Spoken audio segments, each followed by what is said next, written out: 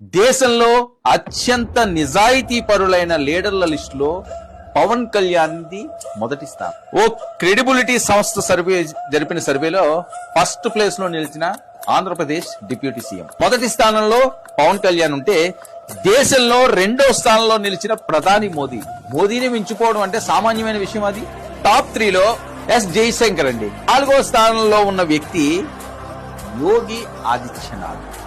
చూడండి, వీళ్ళందరినీ మీద పై స్థానంలోనే ఉన్నాడు పవన్ కళ్యాణ్. ఇక టాప్ 5లో నిలిచిన కేంద్ర మంత్రి నితిన్ గడ్కరీ. టాప్ 5లో ఉన్న వాళ్ళందరూ కూడా సామాన్యమైన వాళ్ళు కాదు, వాళ్ళు దేశాన్ని వెళ్తున్నవారు.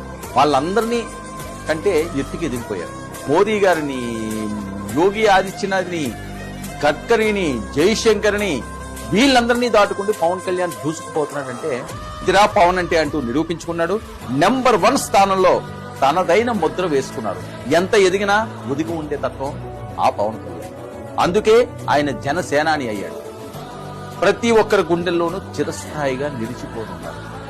పదవులు కాదు ముఖ్యం, ప్రజా శ్రేయస్సే అనే గొంతుకతో ఎన్ని కష్టాలు ఎదురొడ్డినా ప్రజలకి నేనున్నానన్న భరోసా ఇచ్చే ఏకైక నాయకుడు పవన్ కళ్యాణ్. అందుకే ఆయనకి అరుదైన గౌరవం. నెంబర్ 1 పవన్ కళ్యాణ్. పవన్ అంటే ఇదేరా.